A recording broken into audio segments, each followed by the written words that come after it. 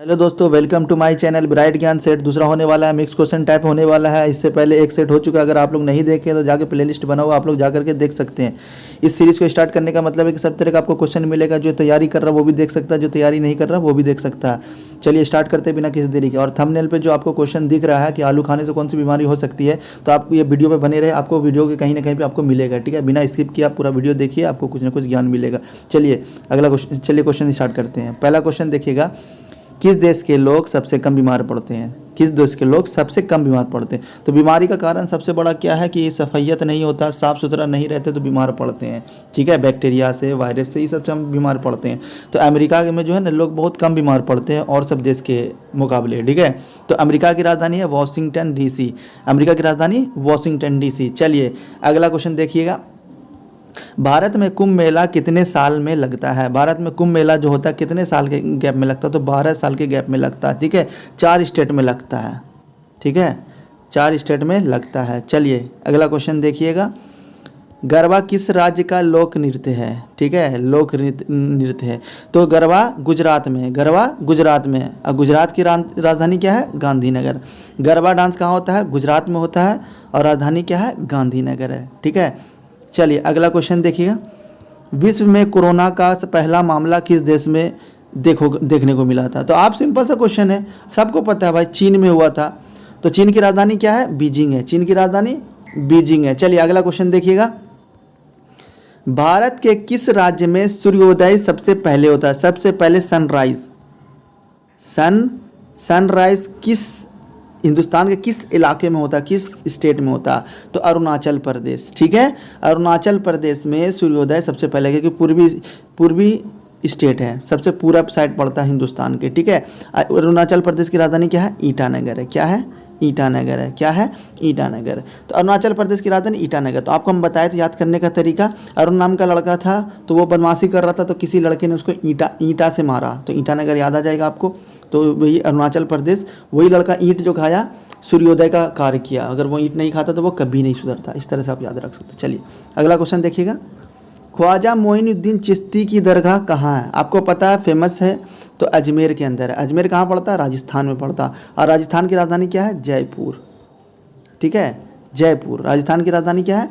Jaipur. Simple सा question है, राजस्थान की राजधानी जयपुर। ख्वाजा मोइनुद्दीन चिश्ती की दरगाह कहाँ? अजमेर में। चलिए हम बार बार रिपीट इसलिए कर रहे हैं कि वीडियो में ही याद हो जाए। चलिए अगला क्वेश्चन देखिएगा, चौसा का युद्ध किन के मध्य हुआ था?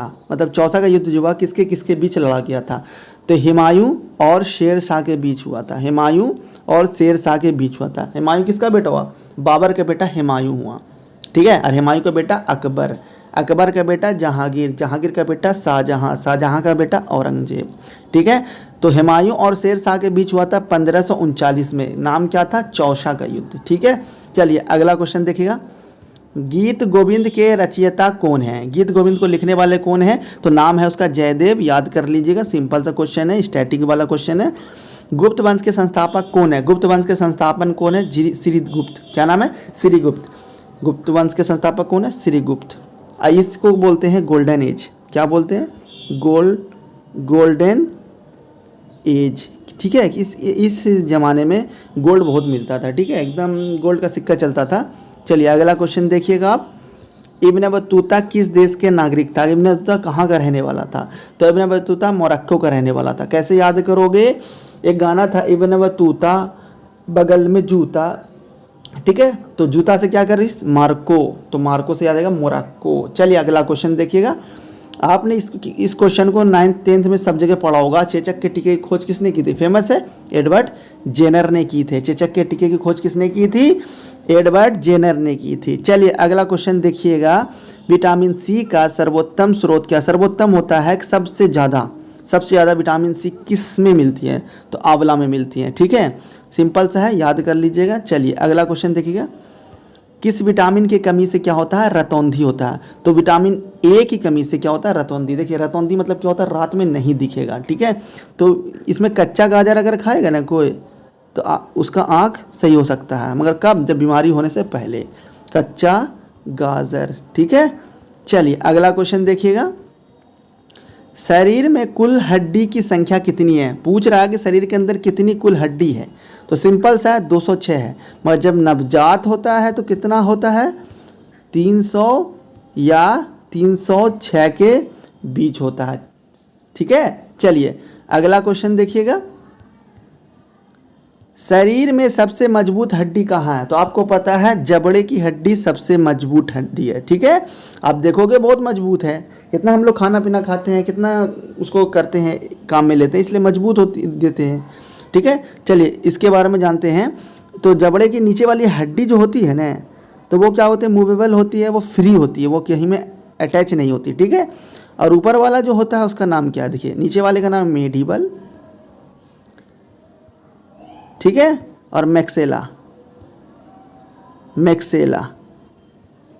ठीक है, मेडिबल और मैक्सेला। ठीक है, नीचे वाले को याद रखिए मेडिबल। कैसे याद करोगे, जैसे चोट लगा तो नीचे का जबड़ा टूट गया तो उसको बल लगा के हम पकड़ेंगे ना, तो उससे याद आ जाएगा मेडिबल, और ऊपर वाले का नाम है मैक्सेला। आप दोनों याद रखोगे। चलिए अगला क्वेश्चन, चलिए जिस क्वेश्चन का इंतजार था वो क्वेश्चन आ गया है। आलू खाने से कौन सी बीमारी हो सकती है, तो आलू खाने से कब्ज बीमारी होती है। कब्ज मतलब कॉन्स्टिट्यूशन। ठीक है, अब देखिए कॉन्स्टिट्यूशन जो होता है, कब्ज जो होता है, इससे क्या होता है, जो बाथरूम का रास्ता होता है उसमें बवासीर होने की संभावना होती है। इसलिए आलू कम खाने की कोशिश करें, आलू खाए भी तो पानी वगैरह खूब सारा पिए और कब्ज ना होने दे। चलिए अगला क्वेश्चन देखिएगा। नरोरा परमाणु ऊर्जा संयंत्र कहाँ है, तो नरोरा कहाँ में, उत्तर प्रदेश में है। कहाँ में है, नरोरा। कैसे याद करोगे, हिंदुस्तान में सबसे ज़्यादा आबादी अगर किसी स्टेट में है तो कहाँ में है, उत्तर प्रदेश में। तो ऐसे याद करोगे, उत्तर प्रदेश में सब रो रहा तो नरोरा याद आएगा। नरोरा उत्तर प्रदेश के अंदर है, और उत्तर प्रदेश की राजधानी क्या है, लखनऊ है।